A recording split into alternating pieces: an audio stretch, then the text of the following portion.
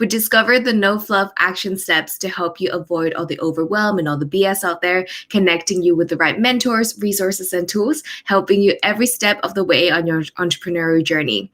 We go live here twice a week, interviewing different entrepreneurs and experts on all areas of business. So make sure to join our Facebook group and look out for the events inside your entrepreneur resources page. You can find all the links in the description box.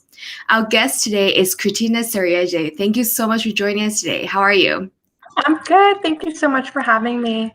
Yay! So Christina is a business, mindset, and lifestyle mentor for female coaches who are beyond ready to break the rules, embody their six-figure self, amplify their voice, and build a business that allows them to live an extraordinary life without sacrificing their health, relationships, freedom, and joy. Oh my gosh, such a great mission statement. I love this.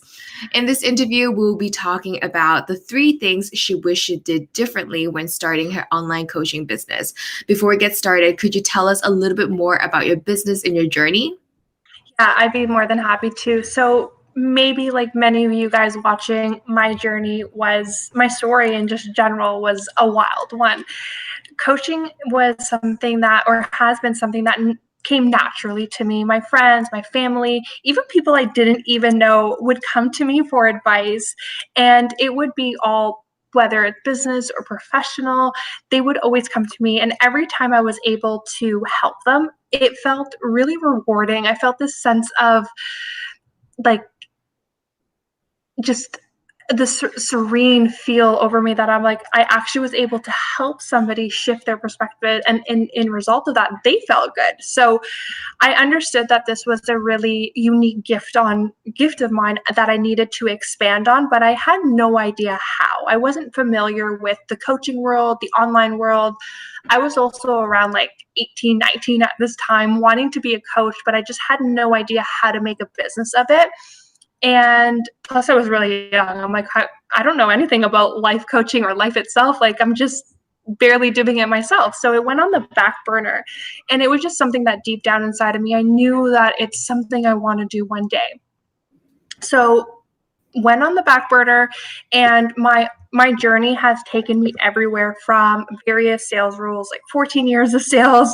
I did real estate investment. I was bartending at some point, and I ended up getting a corporate job, and I climbed as a sales consultant, and I did really well. I was a top sales consultant, and I soared up the corporate ladder and got promoted to a senior sales manager by the age of 24. For me, I always knew I wanted to be my own boss. I wanted to do my own thing. And so I started a wedding planning business alongside my 9 to 5. And as I was growing my business, I just felt really unfulfilled. I woke up feeling anxious. I just felt like I was meant for more. And there was just this emptiness. So I ended up hiring a life coach of my own. And this is something that I'll probably be talking about later on, but I just went on a self-discovery journey. And during that time, I discovered the online coaching world, and I'm like, this is it. This is exactly what I want to do. So I pivoted over, and despite my success on paper, I just struggled really hard when I got into the coaching world, which I'll tell you more about as we talk about this. But I had the feelings. I felt like an imposter. I was frustrated. I was anxious and just overwhelmed watching everyone else succeed. Mm-hmm. And their success became my failure. I used to kind of take that on. And I knew that something needed to change because my personal life was suffering. My health was also suffering. And that's when I had to get real with myself and decided to take that step back. And it was time to elevate the bar within myself, within my business, within my life, and just remove the beliefs that I was like holding on to that no longer served me. And these are things that I wish I did differently, which we'll go into more detail, but I just continued with my own personal development journey. And now I'm just really excited to be able to help others elevate the bar within themselves and really build a line business to their soul calling. Because I don't believe that there's one way to do anything. Yeah, absolutely. Oh my gosh. I love the passion in your voice. I can hear that like through your journey and through the different experiences you've had, you've grown, and there are like so many things you'd like to share. And I'm so excited to dive deeper. I have so many questions, but let's just get started and jump right into the 3 things you wish you did differently when starting out. What's like the Yeah, first thing? the first thing I really wish I did differently was taking the time to go internal, because we can get Mm, caught up in the noise and we can get caught up in what other people are doing and this way to build a business, and we end up anyway, this is kind of what happened to me, and this is something that I see with a lot of my clients before working with me, is that we build a business based on somebody else's model. We find that there's the one way to do it, and we build it and we build it, and we realize that we're not actually aligned with it.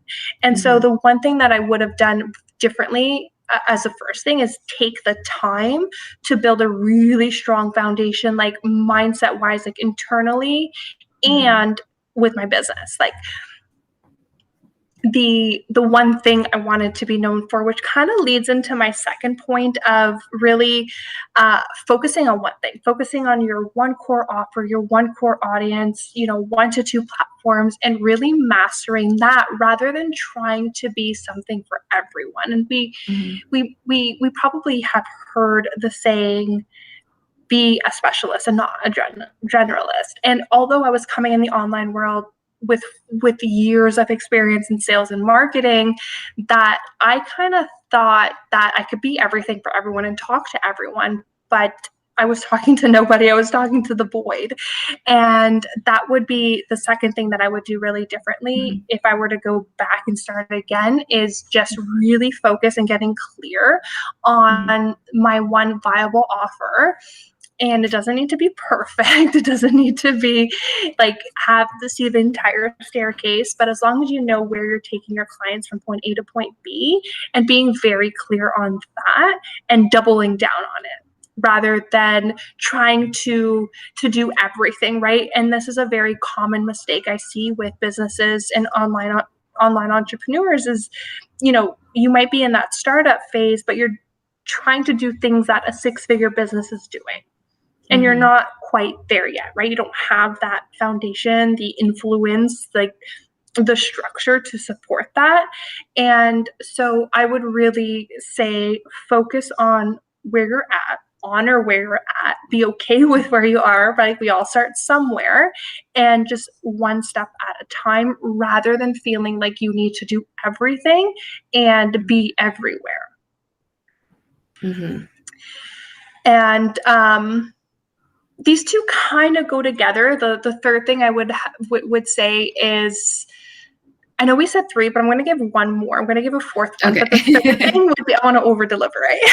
The third thing is activity does not equal growth, right? We can get caught Mm, up in being busy. We can get caught up on doing all of the things, right? The email marketing, the freebie, the liking and commenting and building networks and relationships and mhm, trying to do it all. But just because you are being active and you are doing things, it doesn't mean you're actually being productive. And it doesn't actually mean that it's going to move your business forward, especially in those early stages that, those things are not necessarily going to dramatically like move the needle forward. mhm, It's kind of going back to the first thing that I had mentioned of getting very clear on what you want to do, how you want to do it, and really focusing on building your visibility, building your network, rather than feeling like you got to do everything.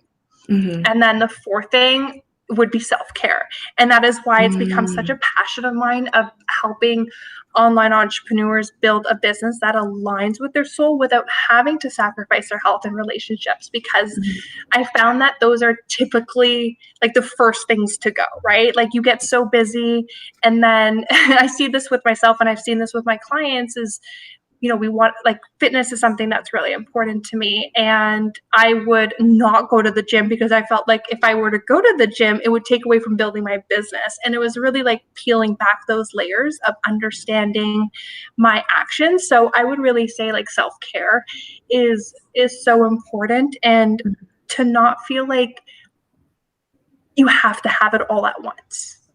allow yourself to grow into it. Yeah, I love this. Thank you so much for just like going into the 4 things, a 3 plus a bonus point for us. I love that they all go hand in hand so well with one another. So why don't we dive a little bit deeper and start from the first one again, and let me just like pick your brain and just like, dive a little bit deeper and ask you a few questions about each point. So the first one is take time to go internal, right? So I know that a lot of the time it's very easy for entrepreneurs and new business owners to just dive in and be like, okay, so that's like exactly what you said. That's a formula that is this huge marketer is using. I'm going to copy and do the exact same thing. Or maybe someone else would say, okay, like TikTok, Clubhouse, whatever, I'm going to just go there instead of building their foundation and setting up their business properly. So if someone were to start from zero right now, what do you think is like the most important thing that they should focus on and work on first before anything else?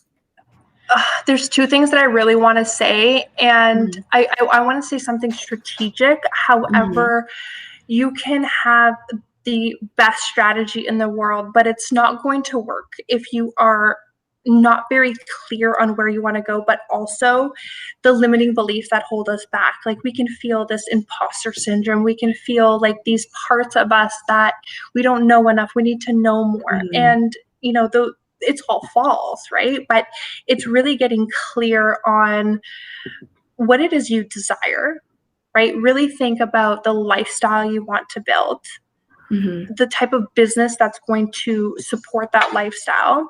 And it's so important to say no to everything else. So, I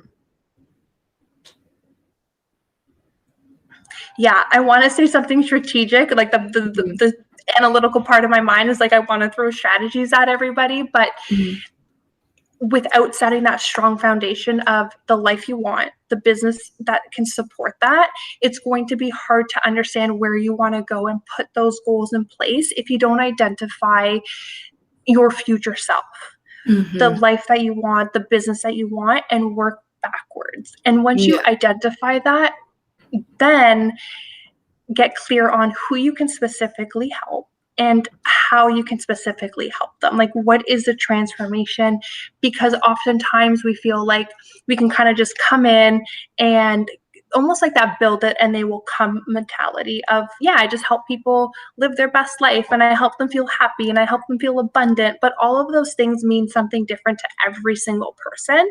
So it's getting very clear on what that looks like and what that is for the person you can help the most. So it's really just taking that time to really build your brand messaging on who you are, the voice, and how you want to show up, how you want to present yourself, and then don't sacrifice that for anything else. And just know that that's where you're going and just turn everything off. Oh, that's so important. It's like ignore all the noises in the background, like all the like flashy things that are like going off next to you, and just focus on the things that you've decided to put your mind and your vision, like your vision of where you want your business to go. Right? So absolutely. And I think going internal as well, you mentioned mindset. I know it's really difficult for entrepreneurs, especially in the beginning, to kind of overcome that imposter syndrome that you mentioned. Do you have any tips for anyone that's, that might be going through imposter syndrome, or, they're a little bit hesitant as to where they are in their industry, or how to position themselves? Like, what are some ways for them to kind of overcome that? I love this question because I recently did a live in my Facebook group about this, and I was just having a conversation with somebody in the comments about this. So this might come a little bit off as like an unpopular opinion. And this was something that I became so much more clear on when I started going deep, is that I'm kind of not fully in belief of imposter syndrome, right? Like we can't control the thoughts that come to our mind, right? The I'm not good enough, who am I to do this, right? Like all of those things that come to mind, we can't control them, but we can control what we do with them. So when it comes to imposter syndrome, in short, like the shortest answer is it doesn't go away. No matter where you are, you're always going to have those thoughts because we can't control them. They're a human experience, right? They naturally just come. However, I believe that there are parts of us and undeveloped parts, our protectors, our beliefs of procrastination, perfectionism, like the imposter syndrome, right? That all stems from there. But when you come down to it, it's a block, right? You're blocking yourself because you're filling a void. You're filling a void with procrastination. You're filling a void with maybe perfectionism. Maybe you're like, I need to learn more. I need to do more. And so it keeps you safe. Mm-hmm. And once we start recognizing our survival patterns, because that's really a survival pattern, because we don't feel like we're good enough. We don't want to be seen. We don't want to be humiliated. We don't want to be ridiculed, whatever like the thing it is that we fear, whether it's success or failure. It's really getting clear on, okay, what am I resisting right now? Why am I not wanting to do this? Because typically resistance is the way, right? It's usually like, I always say that imposter syndrome comes at every level, and it tells you that you're on the right track. You're doing the thing that's scary. However, when it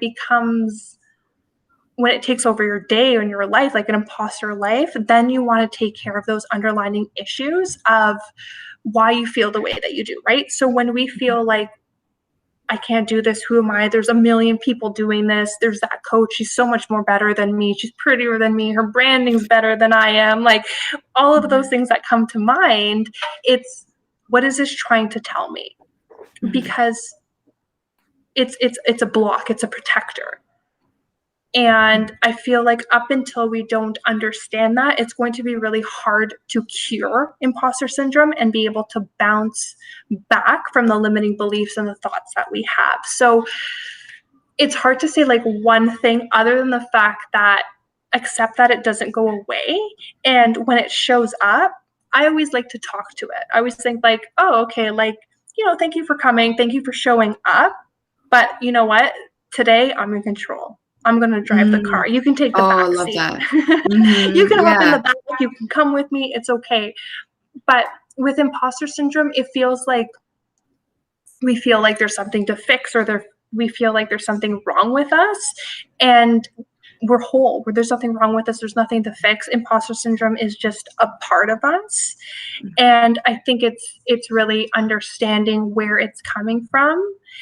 And it could be from past experiences from childhood where you got maybe embarrassed, or somebody told you you weren't good enough, or, you were teased, or whatever came up. It's just knowing that comes with you wherever you go, but you don't need to allow it to control you. Absolutely. I love that. It's like you welcome it, like understand it, and just put it off to the side instead of saying, no, no, no, go away, right? Because then like it will probably come back and attack you even harder if you don't try to understand it. So I love that you say it will never go away. It's just always going to be there. Like it can be in the back of your mind, it can be off to the side, but just have to understand how to coexist with it. So exactly. Yeah, love that. Okay, cool. So the second thing, focus on one thing. I know this is a huge one for a lot of people because social media platforms is probably the one thing that I think about when you say focus on one thing. So do you recommend coaches when they're starting out, or maybe not even just when they're starting out, but when they're building their businesses, should they focus on one social media platform too, or how do they select that? Like how should we go about it? Yeah, I would say no more than 1 to 2 platforms, and most of them are pretty similar, right? Like my main platform is Instagram. That's where about like 95% of my clients come from. It's where I hang out. I hang out on Instagram. But because Instagram and Facebook, not that they're very similar, they are very different apps, but you can repurpose your stuff from Instagram to Facebook. It makes it easy. But when you start getting into Instagram and then you want to do Facebook, but then you think about YouTube or podcasts or TikTok or Clubhouse, unless your audience is asking you to be there, then, expand. But if you're just starting out, you're going to spread yourself very thin, and it could lead to burnout. So I always say pick 1 to 2 platforms, whether Instagram, Facebook, maybe it is Instagram and Clubhouse, if that's where you feel like you're getting leads. But I think a lot of it is more trial and error, and just kind of see what works for you and where you where you excel, right? It could be podcast or video because you love talking, or it could be blogging because you love writing. So it's kind of finding where your strong suits are and doubling down on that. And then, I wouldn't say like 1 to 2 is definitely the max, because then you're kind of you're just being busy and you're trying to be everywhere, but you want to focus and convert and match and really dial in on your offer. You want to really dial in on your messaging and build that awareness to kind of see what's working, what's not. And so you can collect that data, because business is data, and then you tweak it. But if you're everywhere, it's going to be really hard to track and know what's working, what's not working. I think it's so important when you mention that you should do something that kind of is like your strong suit. It's like what you like. Because I think just because everyone's on Instagram or everyone's on Clubhouse or TikTok, if that doesn't feel right to you and your brand and your personality, then you should, like, you're not going to be consistent on those platforms. Yeah. So it's very much about what you want before, like what you want and what your audience wants, but do what feels right to you, right? Yeah, absolutely. Because at the end of the day, anything's going to work if you're consistent with it, and you know who you're speaking to, and you know the value you're providing offers, and you're providing the value. It will all work. It's what feels good to you. Absolutely. And that brings me to the third point, because you mentioned a little bit about this as well, but activity doesn't equal growth, right? And I think this is huge, because it's very easy to get stuck on like the hamster wheel of consistently creating content and being on, like Instagram all the time, liking, commenting, just like what you said. How do we analyze? How do we know, like, what are the things that are moving our business forward? I know it's easy to say, hey, like, don't just do all the work, but like focus on the growth. But how do we kind of hone in on that a little bit more? Yeah, so one of the best ways to know that is if you are putting out content takes energy, right? It takes time to write. And if there's no ROI, like, yes, engagement is good, likes are good, great. But we know that those don't equate to money, and it doesn't mean like likes and engagements just don't pay the bills, right? So one of the best ways to know about if your content's working is, are you getting leads? Are you getting people taking action, right? So when you're writing a post, and if you are writing more of a sales post where you're asking like a big ask. So I like to do 2. Like a small ask would be like, comment, tag somebody. They're not leaving the platform. They're not doing anything. They're staying there. But when you have a bigger ask, it's click the link in my bio, DM me, or sign up for this. And if you find that no one is taking action and no one is taking you up on the offers that you are directing them to, like that call to action of yours, whether it's the DM, sign up for my email, join my Facebook group, wherever it is you're directing them. If you're getting nothing and no DMs of, I want to know about your offer, then that kind of shows that there's some work to be done. There's not clarity in your offer.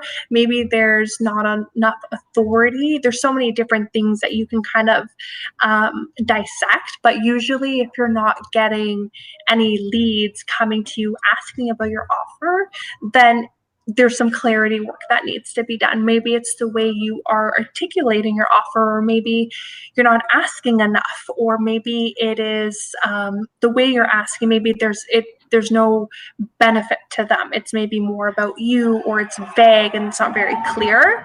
So the biggest way to know that is, are you getting leads? And if you're not, then we have to take that data that's being delivered and dissect, okay, like, what's happening? No one's taking action. Where can I get more clarity from? Or where can I dial in on my messaging? Yeah, absolutely. I love that. And I think that ties in with your freebie that you have for us really well. But before we dive into that, let's talk about the fourth point, the self-care. I know for me personally, I get burnt out because I just don't do any self-care. And recently, for the past year or so with COVID and everything, I realized it's actually so important. And I'm so happy that you brought that up. So what kind of tips do you have for us regarding self-care? Yeah. So for me, what works for me and what works for me is not going to be what works for everyone. It's really finding a system that works for you. And, with self-care, you don't have to, be part of the 5 a.m. club to be successful. No, you don't have to journal to be successful. You don't have to meditate to be, you don't have to So do true. anything. But it's finding, for me personally, I'm a person that likes to contemplate. So in the mornings, I'll go out in nature, be outside by the water. It just refreshes me, but it allows me to think, and I just question everything. Like I also like as if I'm like playing chess in my head to kind of come to a conclusion. So for me, that works. The biggest thing is, no matter what you do, just make sure that you are spending time with yourself, right? We learn all the time. We're consuming information. We're doing a lot of things, but we need to take that and internalize it. We need to embody it, embody our work, embody the lifestyle and how we want to feel in order to have the things that we want. Because if we are constantly pushing and pushing and pushing, it's not going to feel good, and we're going to get burned out. And we might start resenting our business, or we might start projecting it outward to our partners or friends or family. So it's really just finding something that works for you, that will just bring you centered, but really spending that alone time. Personally for me, I love to have me dates. So every day, whether it's 20 minutes, 30 minutes, an hour, it's just me, no technology, no nothing. And I'm just present. And I try and be as present as possible and keep myself present and just reflect on my day, reflect what went well, what didn't go well, what did I learn, what can I learn from, and just really being able to internalize your day and embody what you're preaching. And it ties in so well with your mission statement about who you are, like helping female coaches to live their lives, doing what they, like are so passionate about without sacrificing their health, their relationships, their freedom, and their joy. Because I think at the end of the day, the balance is so important. Like you can't keep your business going if you don't care about yourself and, like balance and do what you truly love. And instead of doing what everyone else is telling you to do, like focus on you and do what's right for you. Because if you're burned out, how are you going to work, right? And how's your business going to keep going if you're not there? Absolutely. Okay, so I know you have a free gift for us, which is your create your signature offer that sells freebie. Do you mind just telling us a little bit more about that? Yeah, absolutely. So this is one of my favorite freebies that I've ever created, and it's really part of the methodology that I teach my private clients of taking the idea or taking your current offer and really getting clear on it. So it's very specific, and I have a lot of questions that I take them through on how to get clear on that so that they can show up and really be able to articulate their message in a way that's effective to bring in leads and bring in those DMs. And from there be able to articulate it in their content. So it's taking the bigger picture of probably what they currently already have and narrowing it down to something very specific through the questions that I take them through. So I'm really excited for everyone that gets their hands on it. It's one of my favorite things and something that I do with my clients to get very clear on the tangible and the quantifiable results that their offer brings. Okay, perfect. And before I let you go, do you mind sharing where people can connect with you online? Yeah, so Instagram is where I hang out. You can come say hi, let me know in the DMs that you came from here. I'll be able to direct you in the right direction. So Instagram is mainly where I hang out. And I recently started a new Facebook group called The Coach's Corner. So feel free to join there. It is the power source of educating and connecting online entrepreneurs to themselves, but also to others worldwide. Perfect. Oh my gosh, so excited. Thank you so much again for being on your Entrepreneur Resources show. I love all the actionable tips and strategies that you've shared. For entrepreneurs that's listening right now, in case you want to get a summary of the interview, make sure to check out our show notes, which I'll link in the description box. We have our live interviews here with experts, so make sure to stay tuned and join our community on Facebook. Thank you so much for being here. Thank you everyone